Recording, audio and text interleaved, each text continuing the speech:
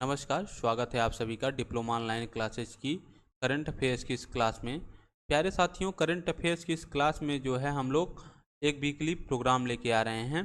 Weekly programme में हम लोग पुराने जो अपने करंट अफेयर्स की क्लास में क्वेश्चन को किए हैं उसको रिवाइज करेंगे और साथ ही साथ कुछ नए क्वेश्चन को भी देखेंगे और उनके बारे में जानकारी प्राप्त करेंगे।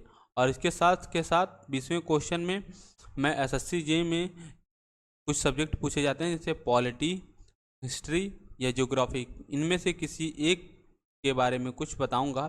इसको आप अपने कॉपी पे नोट डाउन करते रहिए और मुझे पूरा भरोसा है कि यह क्लास आपके लिए लाभकारी सिद्ध होगी।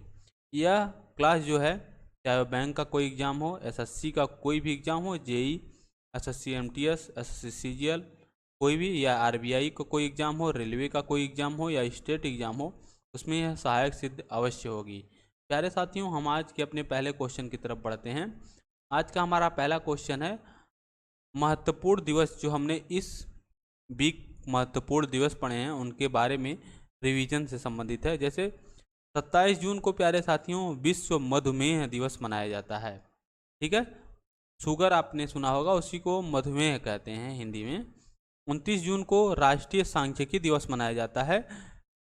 यह महानवमी जी की जयंती के उपलक्ष्य में मनाया जाता है। ठीक है, 30 जून को विश्व क्षुद्र ग्रह दिवस मनाया जाता है प्यारे साथियों। और 1 जुलाई को हमारे वहाँ 3 इम्पॉर्टेंट डे मनाए जाते हैं। इसमें एक राष्ट्रीय डॉक्टर दिवस, राष्ट्रीय जीएसटी डे, ठीक है, और इसके साथ साथ राष्ट्रीय चार्टर्ड अकाउंटेंट दिवस भी मनाया जाता है। 2 जुलाई को विश्व यूएफओ दिवस मनाया जाता है और 3 जुलाई को अंतर्राष्ट्रीय प्लास्टिक फ्री डे मनाया जाता है। और यह इस साल का सबसे इम्पोर्टेंट क्वेश्चन होने वाला है, क्योंकि हाल ही में भारत सरकार ने 1 जुलाई से सिंगल यूज प्लास्टिक पर बैन लगा दिया है। यह हमारे डे से संबंधित कुछ इंपॉर्टेंट क्वेश्चन थे। अब चलिए अपने नेक्स्ट क्वेश्चन की तरफ बढ़ते हैं। हमारा अगला क्वेश्चन है, चारों ग्रैंड स्लैम में 80 मैच जीतने वाले दुनिया के पहले खिलाड़ी कौन बने हैं?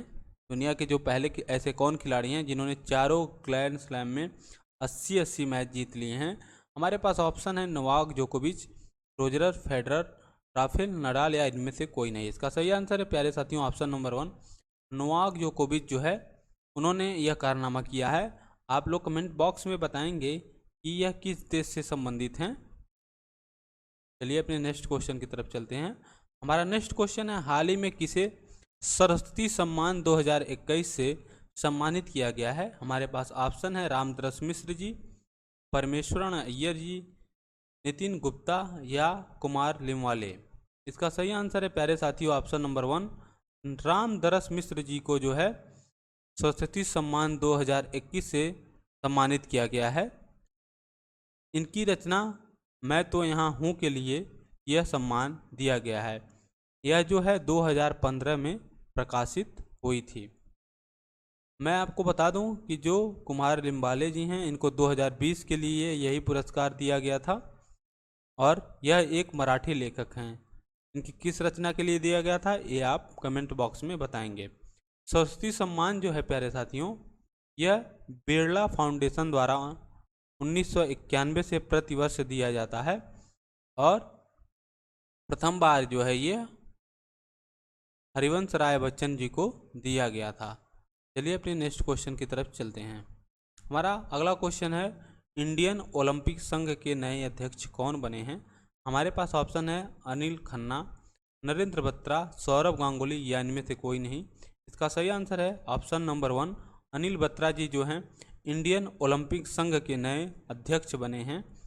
इसको आईओसी भी हम कह सकते हैं, आईओसी के नए अध्यक्ष बने हैं। नरेंद्र बत्रा जी हॉकी काउंसिल के अध्यक्ष हैं और सौरभ गांगुली जी बीसीसीआई के अध्यक्ष हैं। चलिए अपने नेक्स्ट क्वेश्चन की तरफ बढ़ते हैं। हमारा अगला क्वेश्चन है, मीनार पक्षी गांव किस राज्य में स्थित है जिसे हाल ही में नई आर्द्र भूमि में अधिसूचित किया गया है? यह आप लोग नोट करिएगा, इसे अभी आर्द्र भूमि का दर्जा नहीं दिया गया है, इसे बस अधिसूचित किया गया है। प्यारे साथियों हमारे पास ऑप्शन है राजस्थान, उड़ीसा, तमिलनाडु या गुजरात। इसका सही आंसर है राजस्थान को जो है, राजस्थान के मीनार पक्षी गांव को आर्द्र भूमि में अनुसूचित किया गया है। अब बात है राजस्थान की, तो राजस्थान के जो सीएम हैं वो कौन है?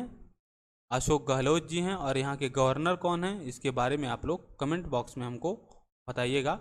और इस साथ साथ बताइएगा कि यहाँ की विधानसभा सीटें और लोकसभा सीटें कितनी हैं, जो परीक्षाओं में अक्सर पूछ लिए जाते हैं। हमारा अगला क्वेश्चन है, नीति आयोग के उपाध्यक्ष कौन बने हैं? नीति आयोग के उपाध्यक्ष होना चाहिए प्यारे साथियों, यहाँ पे ये में प्रिंट हो गया है। उपाध्यक्ष कौन बने हैं?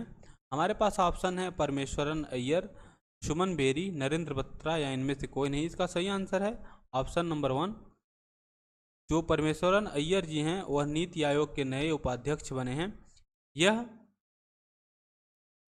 जो है नीति आयोग के तीसरे उपाध्यक्ष हैं। सुमन की बेरी सीईओ बने हैं, ठीक है, नीति आयोग के ही।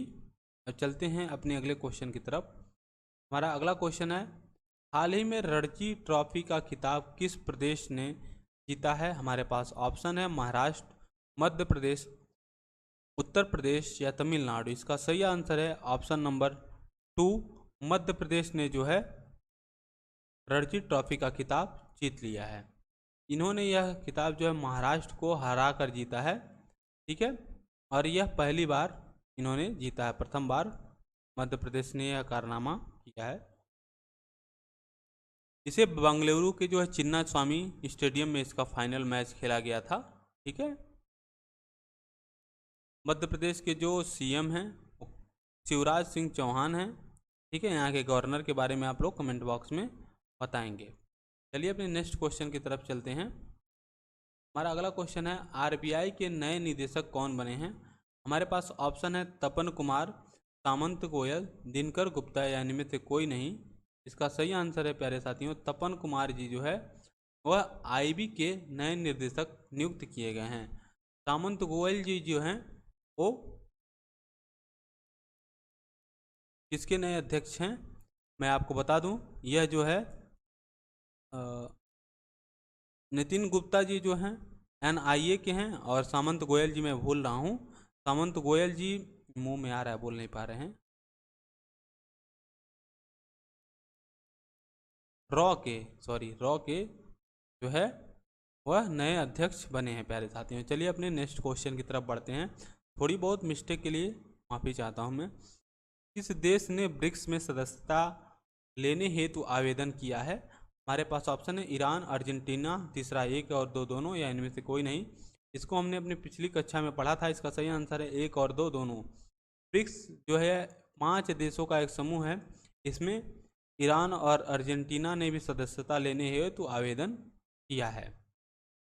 ब्रिक्स के बैंक का क्या नाम है, यह आप कमेंट बॉक्स में बताएंगे। चलिए अपने चलते हैं नेक्स्ट क्वेश्चन की तरफ। हमारा नेक्स्ट क्वेश्चन है, केंद्रीय प्रत्यक्ष कर बोर्ड जो है उसके नए अध्यक्ष कौन बने हैं? इसका सही आंसर है प्यारे साथियों नितिन गुप्ता जी इसके नए अध्यक्ष बने हैं, और जमुना प्रसाद जी इसके प्रथम अध्यक्ष थे। परमेश्वरन अय्यर जी के बारे में मैंने हाल ही में बताया कि ये नीति आयोग के सीईओ बने हैं। हमारा अगला क्वेश्चन है, हाल ही में डीआरडीओ द्वारा अभ्यास का सफल परीक्षण किया गया है। कहाँ से यह सफल परीक्षण उसका किया गया है? ऑप्शन 1 सही है, चांदीपुर ओडिशा से इसका जो है सफल परीक्षण किया गया है।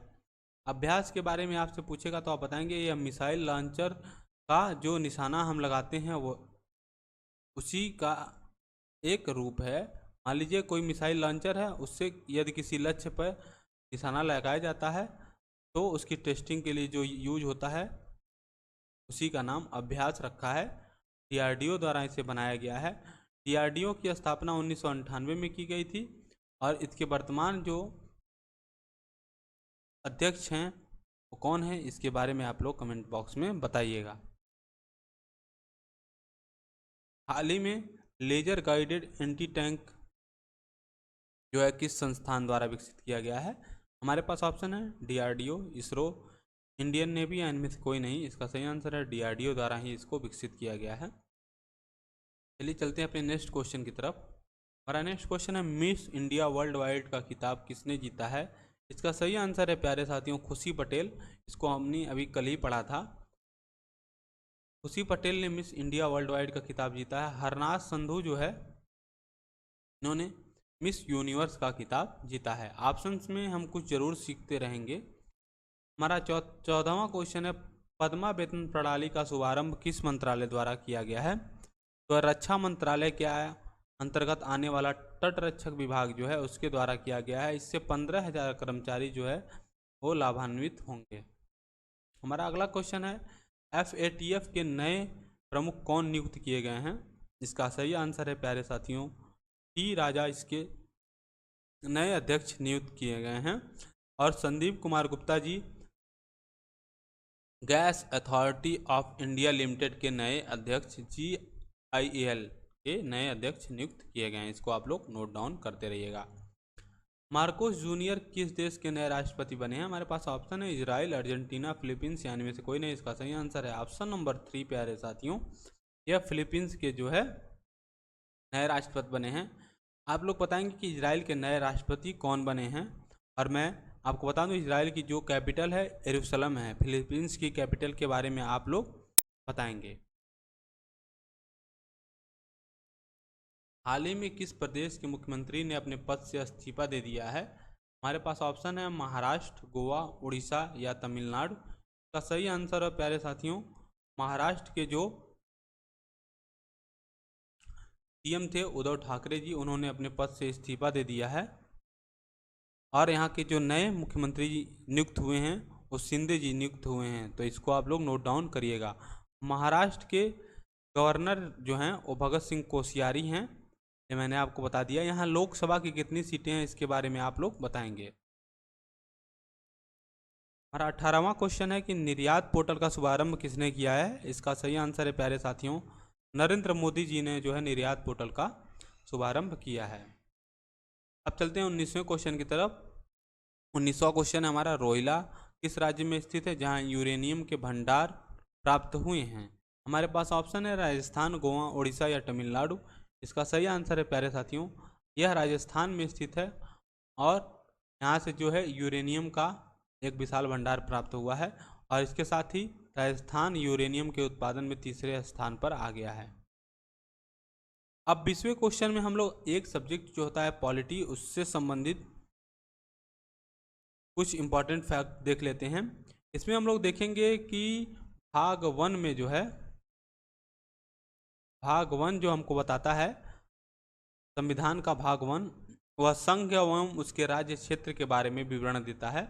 इसमें कुछ इंपॉर्टेंट आर्टिकल हैं, जिसमें आर्टिकल 1 जो है आप इसको नोट डाउन करिएगा, संघ का नाम और उसके राज्य क्षेत्र के बारे में हमें बताता है।